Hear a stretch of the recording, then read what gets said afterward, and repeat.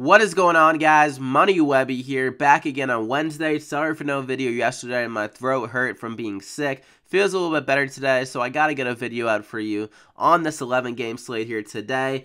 I'll try to make it pretty quick in case like my friggin' throat just starts hurting during the video.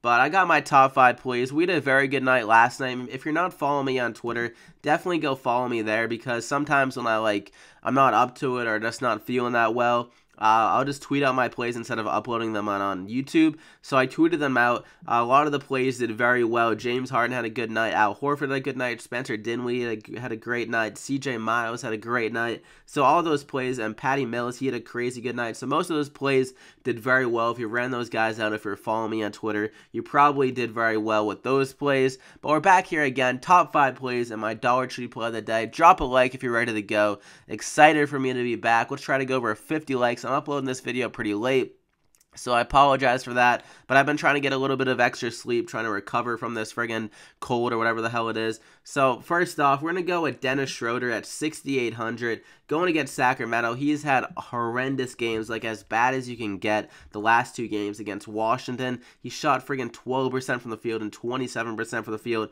against New Orleans. He's not on the injury report right now, so maybe he's finally feeling better after those 2 horrendous games. I mean, he has to bounce back here. Sacramento's point guard play is not that great, pretty bad defensively, so I think he'll bounce back here. He's their #1 scoring option, and his price has dropped to 6,800, normally around 7,000, so an easier task for him to return more value in this game. So I think he's going to have a big game here. Lock him in there. And for my second guy, the stud of the night, Ben Simmons at 9,100, going against the Lakers.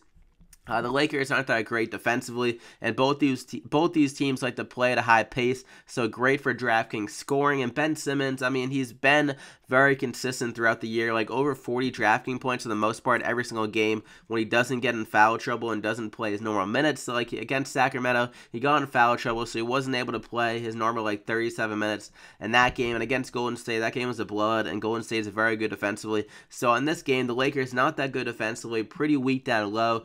And they got most of their studs back, with Embiid feeling great recently. So Simmons can easily get a lot of assists, rebounds, points. Like, he fills it up in every category. In this fast-paced game, I love Ben Simmons in it. Going against Lonzo Ball, maybe he has a little chip on his shoulder in that matchup. So lock him in as my second play. Another guy in a great matchup here is Kemba Walker at 7,400, going against Cleveland. They just been horrendous against every point guard and horrendous against three-point shooters. 39% from the field against them. And Kemba, he is a pretty solid three-point shooter. Hasn't been able to get it going recently for the most part, except against the Knicks. He shot very well in that game. And he shot horrendous against the Celtics as well, but he was still able to muster 44 DraftKings points in that game. So I think in this spot, he'll be able to shoot a lot better, be able to get the assists. They're actually getting Batum back in this game, but his minutes should be capped off around 20 or so if I had to guess. So Kemba Walker can get some assists with him. And this game projects out to be one of the higher scoring games of the night. Cleveland doesn't play much defense at all, so I think Kemba Walker can have a great night here.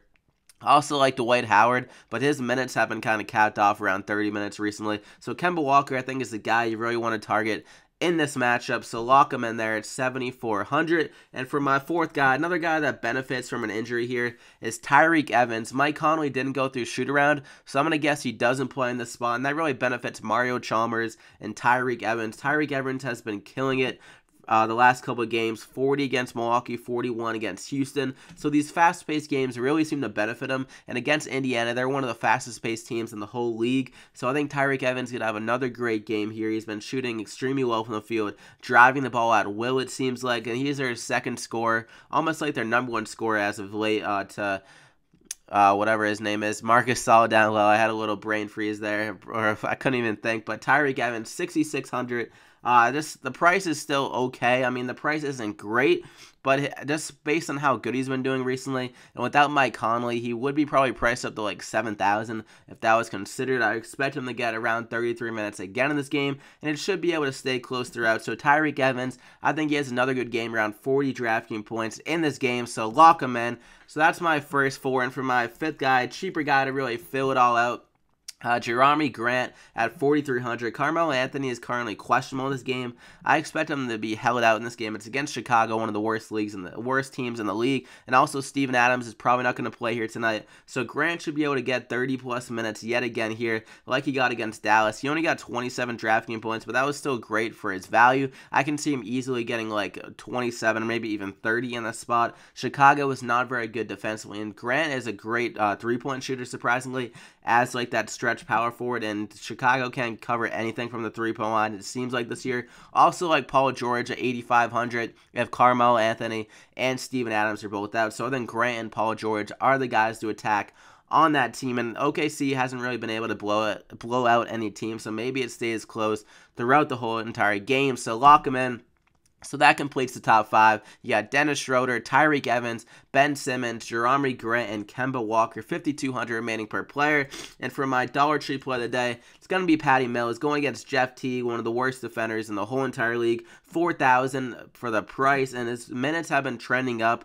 He got 30 against Dallas last night. He shot very well from the field. I expect it to carry over here going against Jeff Teague. That's the place you want to attack them defensively. And also with the minutes up, there's just more opportunities for him to get like steals, assists, and all of that good stuff. He got 37 minutes against Milwaukee. They blew out the Bulls, so he only got 27 minutes. So I expect this game to stay close. Minnesota is a pretty damn good team, so he should be getting around 30 minutes yet again. They did play Minnesota earlier this year. Let's check how he did. I don't even, it doesn't even show up, I guess, because it was too long ago. But Patty Mills, think he has a good game here. His minutes are trending up, more usage, more assists, more steals, more everything is capable for him in this game. So I expect him to easily return 5 times value, getting over 20 DraftKings points, lock him in.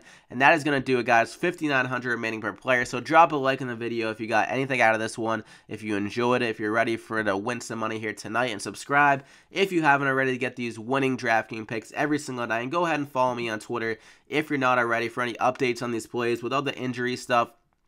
Maybe some more value can open up, and if I want to pivot off any of these plays due to like some other injuries popping up or something like that, definitely go follow me there at MoneyWebby. And that is going to do it, guys. I wish you guys the best of luck on this 11-game slate here on Wednesday, hump day. Let's go ahead and make some money here tonight, and we'll see you back again tomorrow.